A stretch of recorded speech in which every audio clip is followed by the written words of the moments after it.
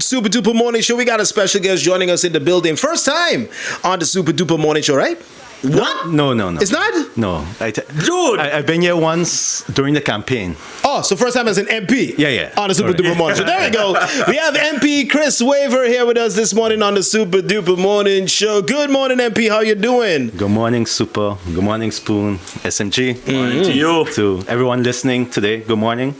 And Yeah, man. Thanks for joining us today on the Super Duper Morning Show. And today, if I'm not mistaken, marks 1 year? 1 year since we swore in. Sworn in as an MP. As an MP, but also the Council of Ministers. Because remember, they swore in the same day as us. Right. So they did the morning, we did right afterwards. So Okay, all right. 1 year in office. So how has it been? 365 days as an MP. Yeah. It's been interesting, you know, and having been a minister before, Right. and comparing it to, and I know last time I was a minister was 7 months, because right after I got sworn in as a minister, government fell. And we were the missionaire. So I didn't print the business cards then. So now that I'm a year, maybe I should. Okay. I should invest in that. Also, now. you decided to wait for a year before you print again. You don't want to make that mistake again. But how has it been, for the last 365 days? It's been good. You know, it's different. And if you compare it to a minister, you have a whole ministry behind you, and a ministry that's been doing things. And when you're a member of parliament, you're basically, okay, it's your vision. What do you want to do? What do you want to execute? And then do it like that. And we have minimum staff, so we only have 2 persons in the staff, so working for the USM faction. So that's different, and then separating that with the 3 MPs that we have as USM, and seeing how that goes. But of course, as you know, changing a law and anything like that, it takes a minimum of 2 years. So I am busy with certain things.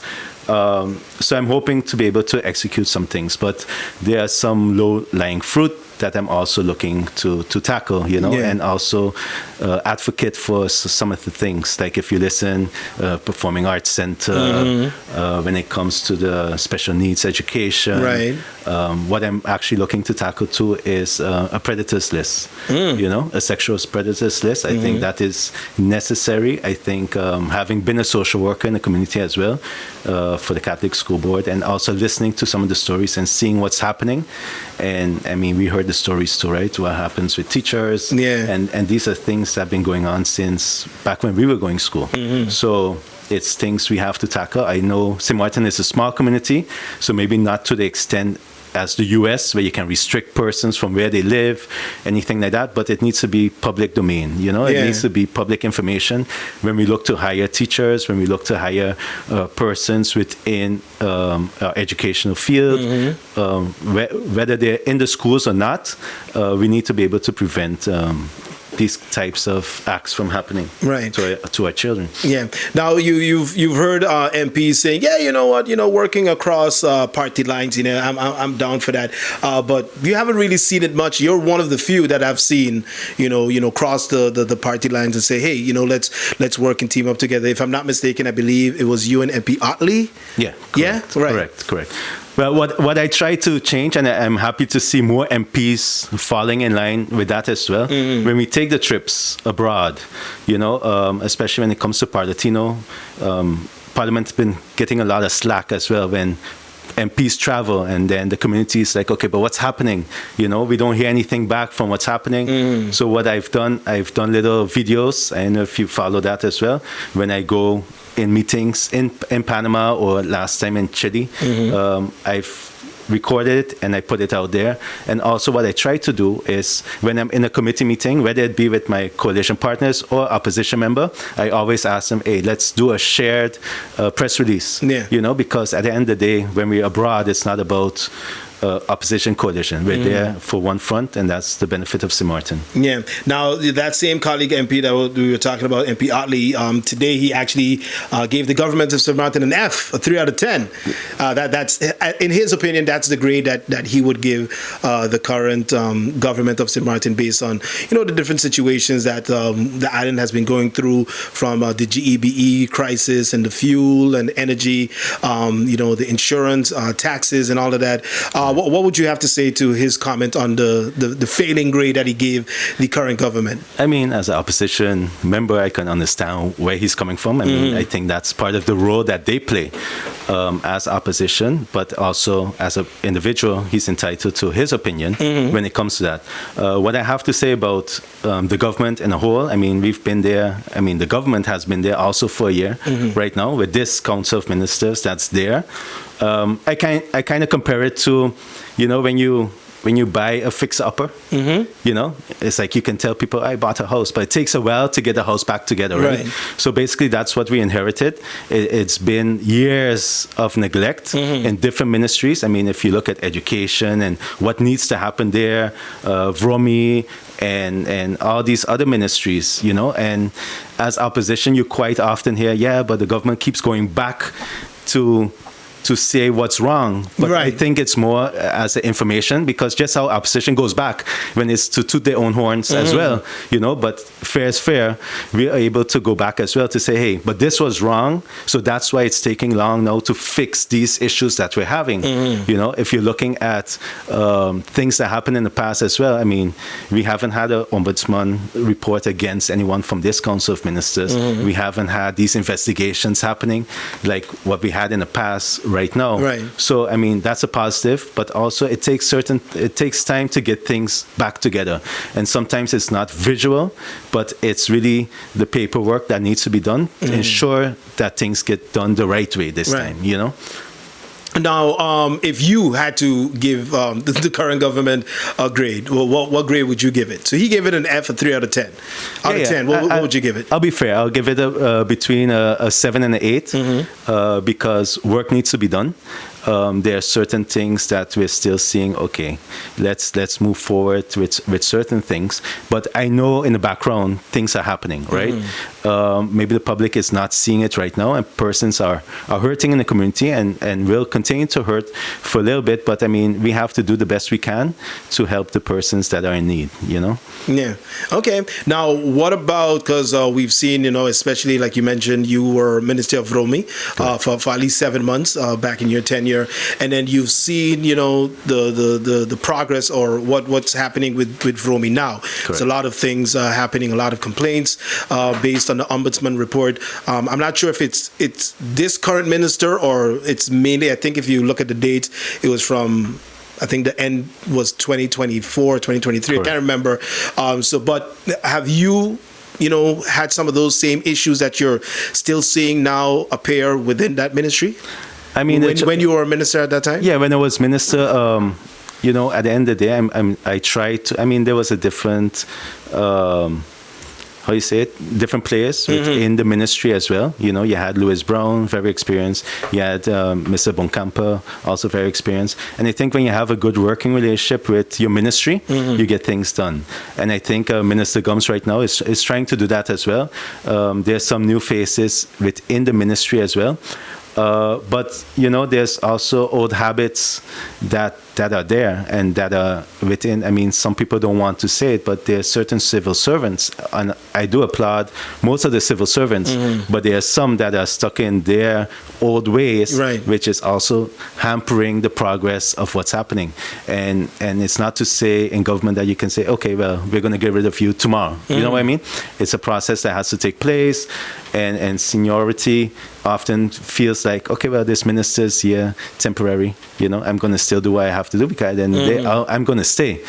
So it's that mindset, and you kind of have to get everybody on board, to get things done.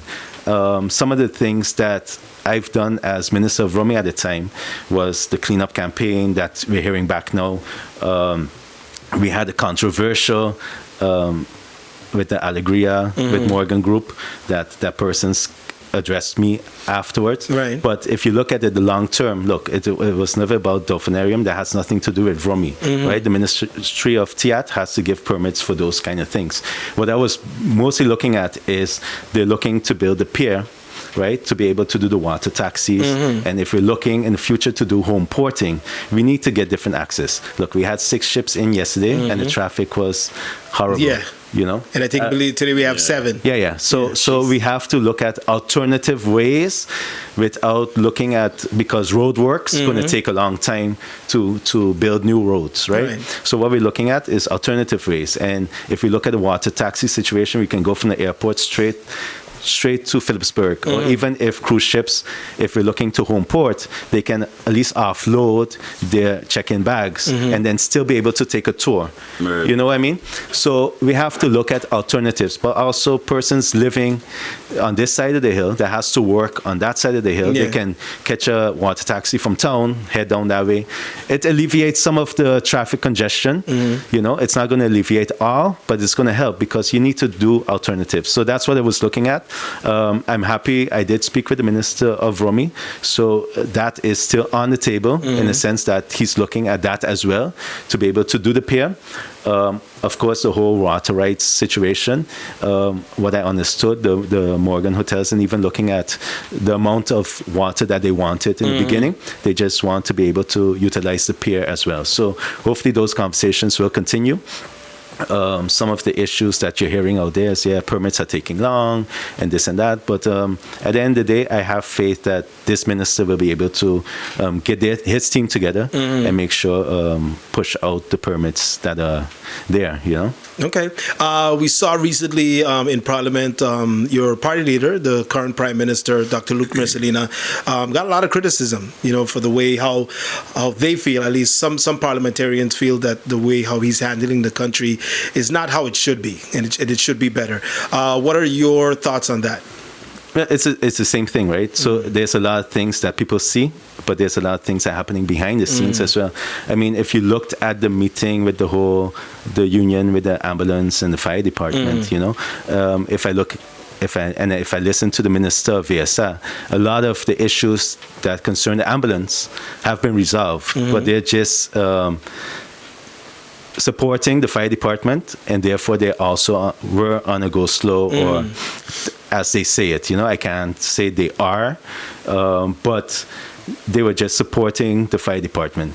But if you look at what has been done, you know, it's a back and forth. So I'm happy to hear that a mediator will be the one that's going to resolve this, because when you have two persons in their own mind frame saying, okay, this is the direction we're going, and it's going opposite directions, you know, we have to take the politics out of it, get a neutral person involved, and resolve it, because at the end of the day, it's not about the politics, it's about the firefighters that need it. And if you look at what's happening in Parliament as well, and I've said it to persons already, you know, when opposition or certain parliament members hear what the government's doing, what they do, they go out on a media frenzy to say, oh, this needs to be done, that needs to be done.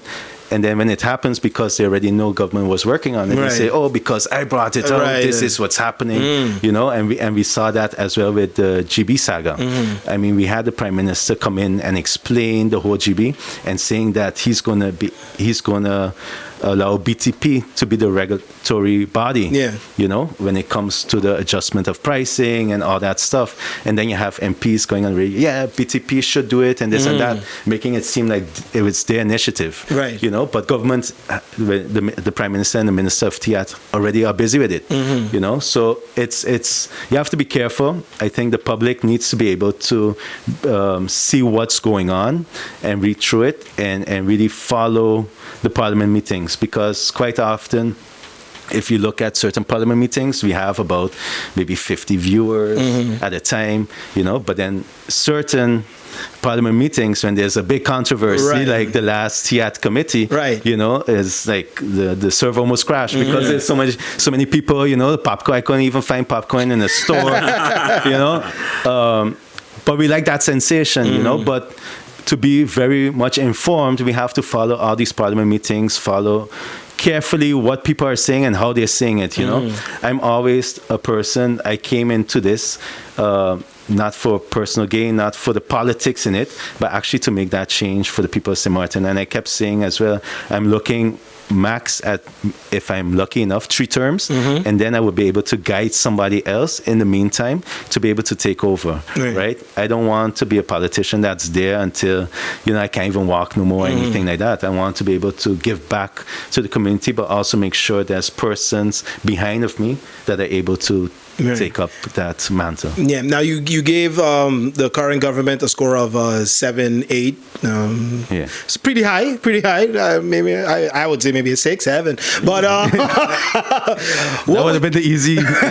What would you give Parliament, if you had to give Parliament a grade? What would you give it? Because especially if you have to look at, some people have been complaining about, the handling of meetings, maybe the handling of the budget, other things within Parliament. If you had to seriously give Parliament now a grade based on what you guys did for a year, I mean, from both opposition, combined opposition together with the coalition. If I have to look at it,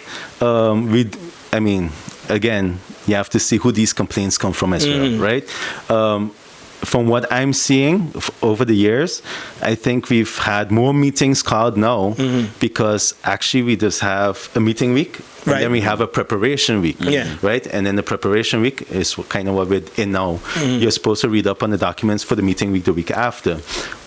Since I've been in office, I haven't really felt like we've had much of a preparation week because every week has been meetings. Right. So it's unfortunate that some persons would look to switch it and say, yeah, but not enough meetings been called and so forth. But I feel compared to how it was in the past, a lot more meetings have been called. What I see too is you're seeing less of, okay, well, if they're not signing in, we're not going to give the quorum. Those old politics, those old games, as in, because sometimes there's 7 coalition members and then 1 opposition member that signs in to be able to have that meeting. Yeah. So we're seeing a collaboration. What I'm noticing now, though, is a year has passed. So, people are trying to feel out, okay, where am I going politically? What do I want to do?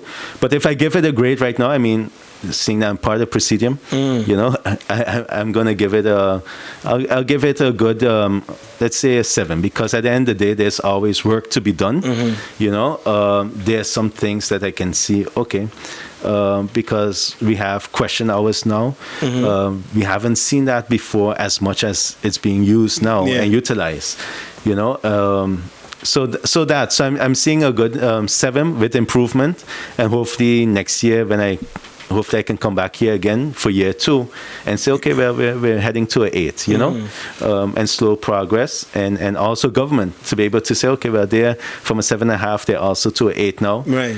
But if they don't do what they have to do, then they could go down to a 6, a 6, 7. There we go. Because I wanted to ask you, because you mentioned, the low-lying fruits are early in the interview. What would you say from both government side and Parliament side? Would some of those fruits have to be to maybe get those grades up a little bit if there was any? Correct. Well, at least, okay. So let's say from government side, give me at least one low-lying fruit that you would like to see happen, or you think would be important or beneficial to the people of St. Maarten from government side and also from Parliament side when it comes to legislation. Yeah, so when it comes to government, there are a few things that I would like to see happen. For instance, quite often we see the senior citizens and we have concerns with that. Let's see how we can not tax them on their pension. That's one of them. That's something I would look to discuss with the relevant ministers as well. I think that is something that can be easily maybe done. But of course, I have to discuss it with the minister to see, okay, how can we go about it, right? Other things that I'm busy with as well, to be able to see how we can fund certain entities that are dealing with special needs, right? I've had discussions already with the Minister of Finance, and let's see how we can work that out, because even to be able to bring down the costs, right? So if I'm a special needs entity, then I reduce the taxes you pay, because at the end of the day, then that funding that you save can go towards a specialized teacher. That is well needed on the island to be able to serve what you're doing. Of course, everybody's going to look at VROMI because that's the most visual that you can do. just clear up some of the wrecks that's on the side of the road. I mean, those are just quick things, quick wins. Hold the garbage companies, hold them accountable, because up to now we're still hearing complaints on Facebook and so forth, and it's not to say a specific party is heading it or whatever it is. It's the general public, right? They're complaining. So at the end of the day, we're there to listen to the general public and make sure that we can get this island a little better than that. When it comes to the traffic, there's not much you can do right now, but what I just mentioned as well, get an alternative means of getting around, whether it's through the waterways or whatever, but we got to see what's possible with that. Right. With Parliament, what I'm busy with as well is giving that voice when it comes to especially the special needs, when it comes to performing arts. And this is something I've been passionate about even before anything, right? Because I was a social worker, so that ties into why I'm so concerned, because I've been in the school system. I've seen these children struggle as well. So there has to be a better future for them as well. And also to the parents, because it's very costly to have a special needs child on the island, Right. And give them what they need. When it comes to performing arts, I mean, most people know my children both. My son is starting drumming, but my daughter's been years now in the orchestra as well. So we need a home for them as well. So, but it's not personal. It's something I've been with even before I had children. I've always been close. When Motions Dance School was around, and Case was there, I was one of those guys that just used to hang out. Like most boys at the time. But at the end of the day, I got the opportunity because Case saw in me that, come, let's utilize you. So I would help out backstage and all that stuff. So it came to something positive, where we got a good friendship as well, myself and Case. May he rest in peace. But to see where it's come and to see the potential we have on the island, when it comes to that. I mean, we've seen what it can mean for a country. I mean, like, look what just happened with Curacao as well. When it comes to sports, and just by qualifying, the organization received $8 million, right? But that's just for qualifying to the World Cup. So imagine what we can do here with sports. But at the end of the day, you're going to get a lot of persons as well, like, yeah, but what about St.Maarten? And when are we going to get serious with sports and stuff like that? But it goes even beyond that, because at the end of the day, Curacao defined what a Curacalian is, or who a Curacalian is. Right. And because of that definition, now they're able to tap into other persons that, because, yes, you hear the jokes like, oh, but only one person on the team was born in Curacao, right? But based on the definition of what a Curacalian is, they all qualify as being a Curacalian, right? We have never defined what a St.Maarten is, and it is a touchy subject. But unless we do that, and it comes to the same with the St.Maarten song, make it official anthem, we don't have these basic things, but yet we talk about being independent one day and this and that. But these are the things we need to be able to conquer first, to be able to take that next step to once being independent in the future. Right. But unless we get those simple things in place, and it's going to be a hard subject to touch, but we have to touch it, right? Because there's so much other benefits to it, and Curacao is now reaping those fruits from what they planted from years ago. So so the conversation is deeper than just the sports. It's about legislation. It's about what are we going to do as a country, and what direction do we want to take it? Right. Yeah. And MP, quickly before you leave, I know you have your own foundation, the Wever Works, which does a lot within the community before and after elections, and you never use it as a political tool as well. What's next for Wever Works? Well, usually we do the Christmas give back. This is going to be like the fourth year, if I'm not mistaken, that we're going to give back hams, turkeys. Last year we also were able to give out vouchers.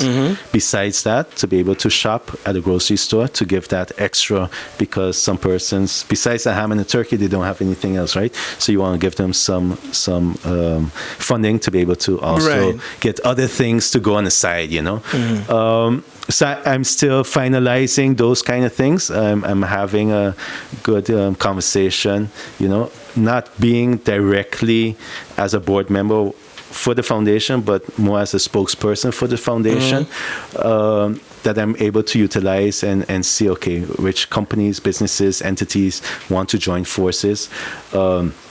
I don't know if I spoke to you already about this, but also when we look at the back to school program, you know, yes. this has been the 5th year that we've done it, and we're looking to continue. And if you look at it, I mean, I've been in office 7 months, and when I was a minister, so all that time after that, the give back has been going on, right. you know, so it's not because I was in office that this has happened. And this is something I will want to continue to happen. And even my goal is after the 3 terms to just focus on the foundation to be able to give back to the community, you know. But when we look at the back to school give back, I spoke to a representative of the Lions Club as well, and because at the end of the day there's so much different persons within the community doing the same thing. Yeah. And what I've noticed as well is that I want to be more efficient, right? And it's not about me. It's never about me. It's about the greater good. And I think the same for you and why you guys did it this year as well, right?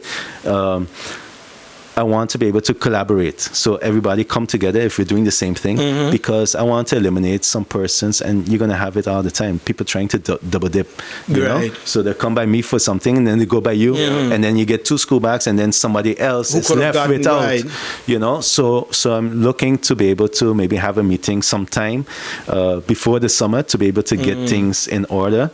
So I'll definitely reach out to you as well, see if you're willing to be able to actually make it bigger than what it can be, and help more persons that are actually in need of it, you know. So that's the plan.